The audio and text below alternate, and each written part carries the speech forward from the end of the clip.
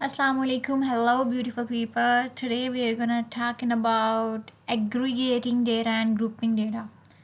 तो ये हमारे पास वही पहले वाला जो हमने वेरी फर्स्ट लेक्चर में यूज़ किया कोविड केसेस का डेटा है, लेकिन ये बहुत मैसी है। मैं इसमें से जस्ट रिक्वायर्ड कॉलम यूज़ करूँगी, तो इसके लिए यहाँ पे यूज़ कॉल्स लिखते हैं और मुझे मेंशन करना पड़ेगा। Let me even type manually instead of writing name और WHO रीजन, और थर्ड वन में कौन सा पिक करूँगी, this one, cases newly reported in last 7 days। Okay, so मैं इनको करूँगी खूब। इस डेटा को हम थ्रू आउट यूज़ करेंगे थ्रू द लेक्चर। ओके, तो एग्रीगेशन फंक्शन कौन से होते हैं? एग्रीगेशन फंक्शन में मीन फाइंड करते हैं, median, mode and this kind of functions are include in aggregation function. Sum भी हम यूज़ करते हैं। तो ये हमारे पास, चूँकि ये सारे फंक्शन न्यूमेरिक डेटा के ऊपर अप्लाई होते हैं, तो हमारे पास ये कॉलम है न्यूमेरिक, इस पे हम अप्लाई करेंगे। ठीक है, तो अब हमारे पास फ़र्स्ट ऑफ़ ऑल जो है, ये हमारे पास कंट्री नेम्स हैं, ये उनके रीजन्स हैं और ये उनके अंदर कोविड केसेस हैं। तो ये ग्लोबल जो है ये इन सब का सम अप है, तो मैं इसको अंदर से रिमूव कर देती हूँ। df dot drop N A मतलब drop null values, N A values. So it's, ये हमारे पास नल वैल्यू, तो ये ऑटोमेटिकली पूरी रो को रिमूव कर देगा। ठीक है, तो WHO region, let me copy the column name. ये इमेजिन, बल्कि इसकी ज़रूरत नहीं है, ड्रॉप एन ए करेंगे तो सिंपली कर देगा। हम जस्ट पास करेंगे in place true, in place is equal to true. Let me check. Okay, वो कॉलम रिमूव हो चुका। You can see that row number 0 has been removed. तो अब हम देखते हैं कि हम इसका, लेट्स सपोज हम इसका फाइंड करते हैं कि टोटल जितनी भी हमारे पास जो है, इसका ये हमारे पास टोटल कितने केसेस बनते हैं और इनका मीन क्या है, DF, और इसका मीन फाइंड आउट करती हूँ। मीन के लिए हम यूज़ करते हैं डॉट मीन का फंक्शन, और मीडियन के लिए हम डॉट मीडियन का फंक्शन यूज़ करते हैं, dot mean. There you go, this is the mean of the total column. इस पूरे कॉलम का जो मीन है हमारे पास वो ये है। और अब हम मीडियन है, मीडियन, मीडियन, ये हमारे पास मीडियन है इसका। और इसके अलावा अगर हम वैसे DF का करें, DF डॉट मीन, तो ये बाय डिफ़ॉल्ट पता क्या करेगा, जितने भी न्यूमेरिक कॉलम्स होंगे उस पूरे डेटा फ्रेम के अंदर उन सबको फैच करेगा। फ़िलहाल हमारे पास न्यूमेरिक कॉलम सिर्फ यही है जिसमें न्यूमेरिक डेटा, तो ये सिर्फ इसको फैच करेगा। ठीक है, यू कैन सी दैट इसने सिर्फ इसको फैच किया, क्योंकि ये हमारे पास जो है वो न्यूमेरिक डेटा फ्लोटिंग वैल्यू है ये हमारे पास। ठीक है, अब अगर हम फंक्शन यूज करते हैं DF डॉट काउंट का, DF डॉट काउंट का फंक्शन क्या करता है, आपके पास टोटल कितनी नंबर ऑफ रोज़ हैं उस कॉलम के अंदर वो शो करता है। ये आप देखें, इस नेम हमारे पास जो कॉलम है उसकी भी 237 रोज़ हैं, रीजन की भी एंड केसेस की भी हमारे पास 237 रोज़ हैं। ठीक है, ओके, तो इसके अलावा अब अगर हम देखें DF डॉट काउंट, ये जितनी भी बेसिक चीज़ें हैं ना, अगर हम देखें DF और इस पर्टिकुलर कॉलम के अंदर, सॉरी,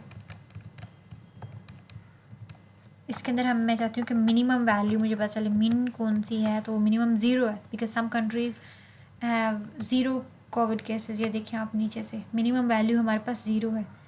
और मैक्सिमम चेक करती हूँ, मैक्सिमम कितनी है मेरे हमारे पास, तो उसके लिए हम मैक्स का फंक्शन यूज़ करेंगे। ये सारे एग्रीगेशन फंक्शन है। ठीक है, इसके ऊपर हम मैक्स का फंक्शन यूज़ करेंगे एंड मैक्सिमम वैल्यू इतनी है 60, not 60, 608, 92 something, there you go. ये हमारे पास यूनाइटेड स्टेट ऑफ अमेरिका में है। और ये मेरे पास जो है मेरे ख्याल से 1 मंथ पुराना डेटा है, तो आप इसको इतना सीरियस नहीं ले, बस इसको फंक्शंस को लर्न करने की कोशिश करें। हम क्या चीज़ लर्न कर रहे हैं। ठीक है, तो ये हमारे पास फंक्शन, इस ये जो जितने भी फंक्शन है इसको हम एक और वे भी है बेसिक स्टैट्स जो है, ये एक फंक्शन है डिस्क्राइब का पांडास के अंदर। ये बेसिक स्टैट्स आपको शो करता है, को दिखाती हूँ। तो आप देखें उसने सिर्फ न्यूमेरिक कॉलम को लिया जो कि हमारे पास ये था, और इसका count, mean, standard deviation, minimum value कितनी, मैक्सिमम कितनी है, एंड 25%, 50% एंड 75%, ये बेसिक्स उसने कैलकुलेशन परफॉर्म किए। ठीक है, तो ये हमारे पास था कुछ बेसिक्स स्टैट्स। मैं डेटा देखती हूँ, मेरे पास इस फॉर्म में है। हाँ, एक और फंक्शन भी है वैल्यू काउंट्स का। वैल्यू काउंट्स का फंक्शन क्या है मैं आपको दिखाती हूँ कि हमारे पास हम ये फाइंड आउट करते हैं कि हर रीजन के अंदर कितने कंट्रीज़ हैं। तो इसके लिए मैं ये लिखती हूँ WHO region that value counts. ये असल में ये सिर्फ ये बताएगा कि ये वैल्यू यहाँ पे अमेरिका है तो कितने टाइम रिपीट हुआ है, अगर ये साउथ ईस्ट एशिया है तो कितने टाइम रिपीट हुआ है। तो उससे हम अंदाज़ा लगा रहे हैं कितने टाइम ये रिपीट हुआ होगा, उतने कंट्रीज़ होंगे। लेकिन हम स्पेसिफिक कंट्रीज़ का भी मेंशन करेंगे कि कितने कंट्रीज़ हैं। ठीक है, तो ये हम देखते हैं। ये देखें आप, यूरोप 62 टाइम, अमेरिका 56 टाइम हुआ है, अफ्रीका 50 टाइम हुआ है रिपीट, एंड अदर्स जो है ये 1 टाइम हुआ है, एंड सो अब हम देखते हैं कि हमारे पास अगर हम चाहते हैं कि हम इसकी परसेंटेज देखें, ये इस तरह न्यूमेरिक वैल्यू नहीं बल्कि ये इस तरह इंटीजर वैल्यू नहीं बल्कि परसेंटेज दिखाए कौन सा कितने परसेंट है। तो उसके लिए हम नॉर्मलाइज करते हैं, यहाँ पे एक फंक्शन पास करेंगे normalize, NORMALIZE, normalize is equal to true. हम इसे पास करेंगे तो ये क्या करेगा, देयर यू गो, 26, 23, 21, 14, तो इस तरह 9%, 4% एंड सो ऑन। इसके अलावा अब हम देखते हैं कि इस तरह हम, अगर हमारे पास डिफरेंट डेटा ना, लेट्स सपोज हमारे पास एम्प्लॉयज़ का डेटा है तो हम देख सकते हैं कि जेंडर कितने परसेंट मेल है, कितने परसेंट फीमेल है, एंड ये डेटा के ऊपर डिपेंड करता है। इस तरह आप डिफरेंट चीज़ें फैच कर सकते हैं वैल्यू काउंट फंक्शन के लिए, बहुत यूज़फुल फंक्शन है। ठीक है, अब हम ग्रुपिंग करते हैं, ग्रुप बाय करते हैं। तो ग्रुपिंग के अंदर हम ये देखते हैं कि हम अगर पहले हमने ना ग्रुपिंग के लिए फ़िल्टरिंग यूज़ की थी, अब हम ग्रुप बाय करते हैं, दोनों में डिफरेंस देखते हैं। ठीक है, ओके, तो हम फ़िल्टरिंग से स्टार्ट करते हैं। Let me see the data first, ताकि आपका पहले वाला फ़िल्टर रिकॉल हो जाए कि हमने फ़िल्टरिंग कैसे परफॉर्म की थी। तो लेट्स सपोज हाँ, हमने लास्ट टाइम क्या किया था, हमने कहा था कि हम किसी स्पेसिफिक रीजन का डेटा जो है अगर देखना चाहते हैं। लास्ट टाइम हमने फ़िल्टर आउट किया था यूरोप को, हम अगेन करके देखते हैं। और हमने लॉग फंक्शन के थ्रू किया था। हम एक वेरिएबल फील्ड के अंदर ये कंडीशन लगाते हैं कि जो हमारे पास रीजन है, सॉरी, इस रीजन के अंदर इस स्पेसिफिक रीजन कॉलम के अंदर इस स्पेसिफिक रीजन को फ़िल्टर आउट करें जितना भी डेटा है, और देन हम लॉग फंक्शन अप्लाई करते हैं df.log, और उसमें फ़िल्टर का वेरिएबल कॉल करते हैं बिकॉज हम रो वाइज फिल्ट्रेशन कर रहे हैं, right.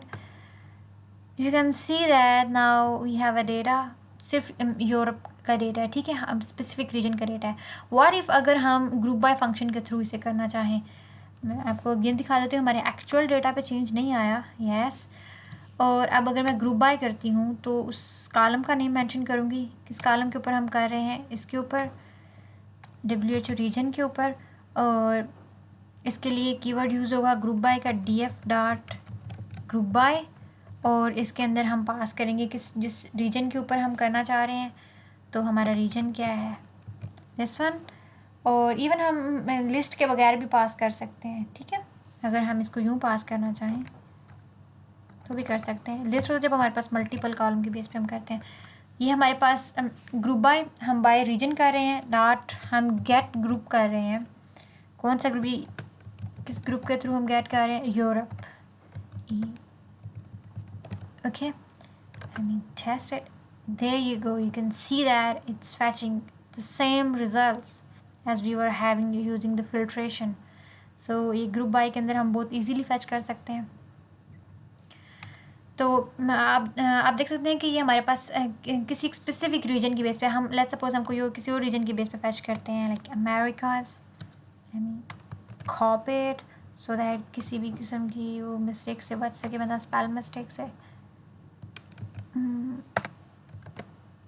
There you go.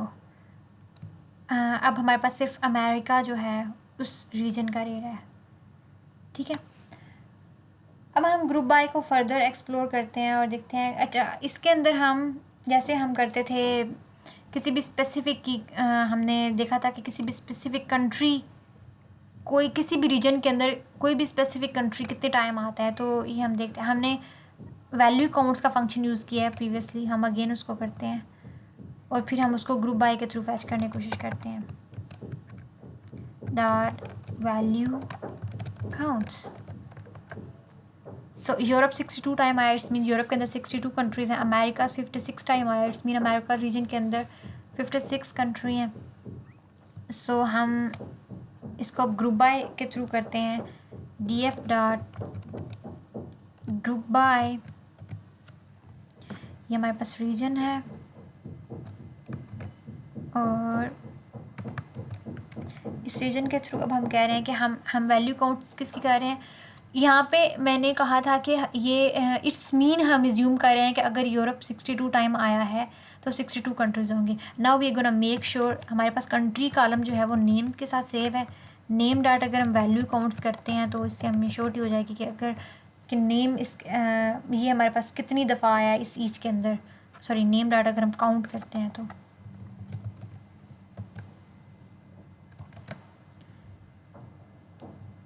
there you go. You can see that America is 56. Yes, Africa is 50. It's actually sorted by it's alphabetically sorted. And West Pacific, where are you? Western Pacific is 35. Yes, and the results are same. It's totally same. Cool. So this is how group by function works against value count function. And even if you want to convert it into a data frame, this is a series now. This is a series. If you want to convert into a data frame, you can by simply just resetting the index dot reset index. It's dot, not comma.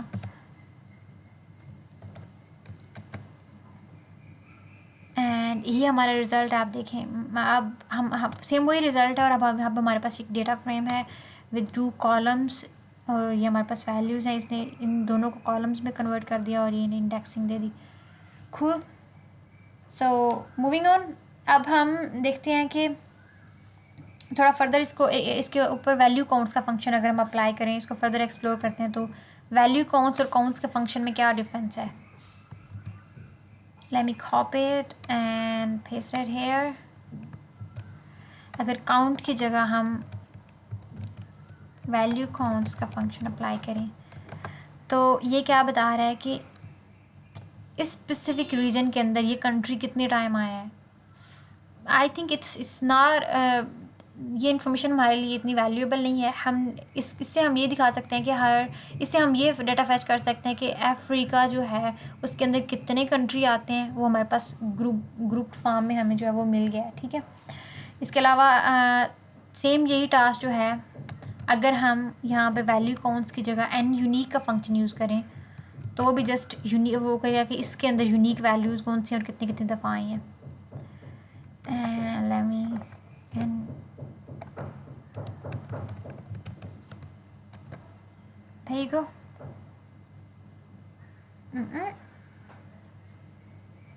We have to for calling this function we have to pass name function, हमें इसके अंदर पास करना पड़ेगा because it's not taking। और जब हम एक से ज़्यादा मल्टीपल कॉलम्स के ऊपर हम ग्रुप बाय अप्लाई करते हैं तो हम उसको लिस्ट में पास करते हैं। there you go। और अगर हम इसकी जगह काउंट का फंक्शन अप्लाई करें, हमने काउंट का फंक्शन वैसे हमने पहले अप्लाई किया था, लेकिन अगर हम 2 कॉलम्स के ऊपर काउंट का फंक्शन अप्लाई करें तो ये भी हमें सेम रिज़ल्ट देगा। You can see that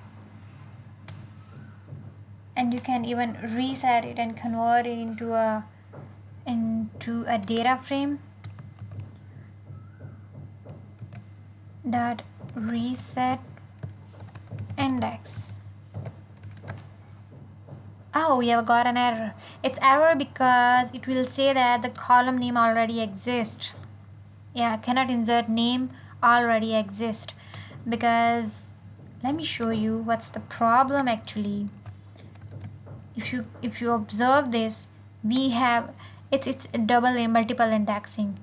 We have already name column, and this count value also saved with the name of name column, and when we reset it, सो इसके अंदर फिर ये जब हम रीसेट करते हैं तो फिर इसके अगेंस्ट जब वो उसको भी कॉलम में कन्वर्ट करता है, इंडेक्स को भी, तो फिर जो है वो एरर जनरेट करता है। तो इसके लिए हम क्या करेंगे, रीनेम करेंगे इस कॉलम को काउंट्स के साथ, या कुछ भी कह सकते हैं इसे। देन हम पेस्ट करेंगे reset index. There you go, now it's not generating any error. We have learn something new. Okay, so after that अब हम अगर लेट्स सपोज हम साथ अब ये कॉलम जो है ये हमारे काम का नहीं है। अगर हम इसको ड्रॉप करना चाहें, हम तो जस्ट ग्रुपिंग चाहते थे ना, कंट्री वाइज। सो अगर इसको मैं ड्रॉप आउट करती हूँ तो इधर मैं लिखूँगी dot drop, what's the column name, it's counts, and remember one thing, we have to mention the axis as well. For the column, axis is 1.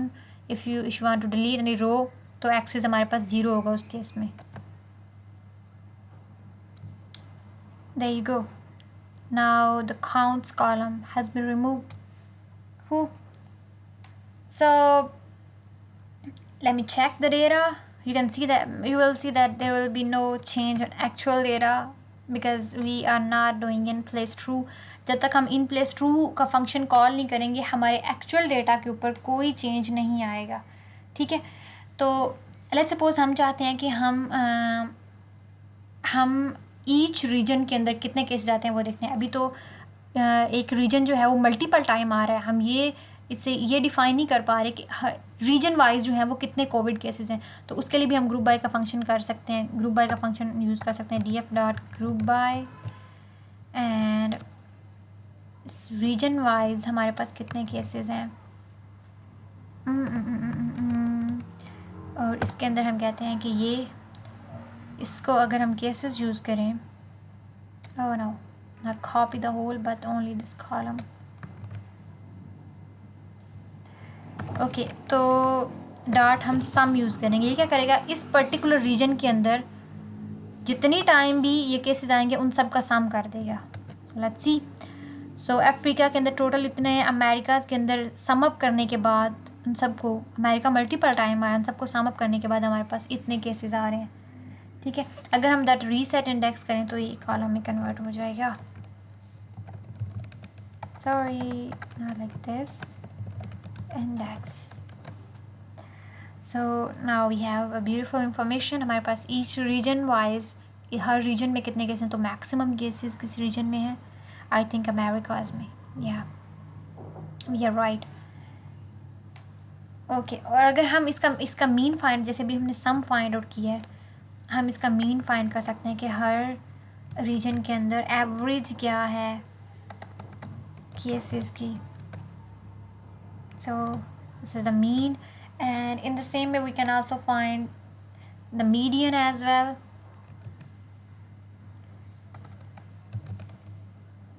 I think yes, that's the spelling.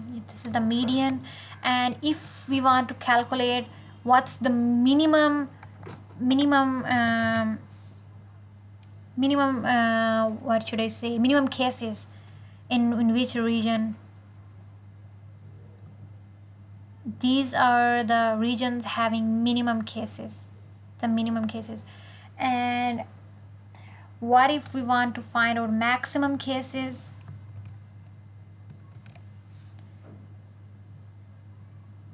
So Africa, minimum cases in each region, right?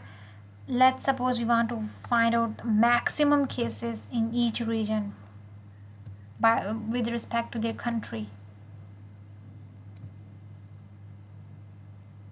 We can even mention, I think, the country name as well, so that we can clarify that it should be in list,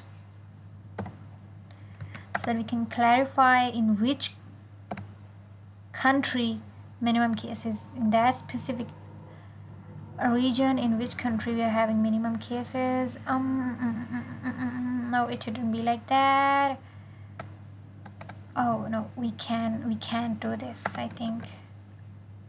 Yeah, that's the minimum.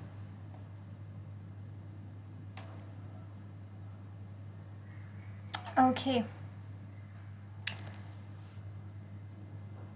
so if we do maximum, this is the maximum.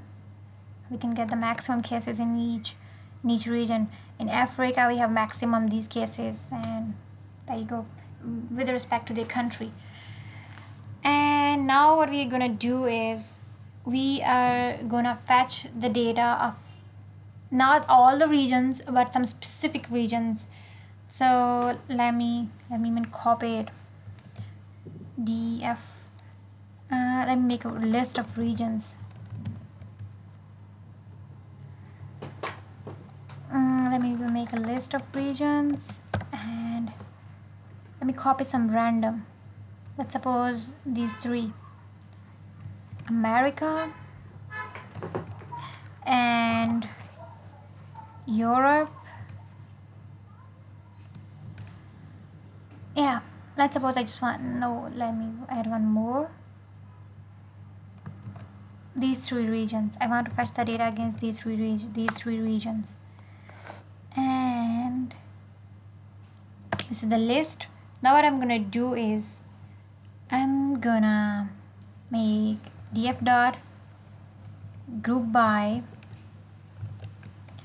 the name of the region is WHO. The name of the column is, we are gonna fetch the data against only these regions, and same goes for this as well. Let me, if I copy it, paste it here, I'm gonna make a sum of against only those, and I'm gonna use log function, fetch only the data of these regions. Okay, there you go. Now it's calculating but fetching only these three regions: America, Europe, and South Asia. If I compare this with this sum, the data will be same. You can see that the Americas column and Europe and South Asia, the data is same. But this time we're only fetching some specific regions. And on the other hand, let me, yeah, that's it. If we want to fetch a data against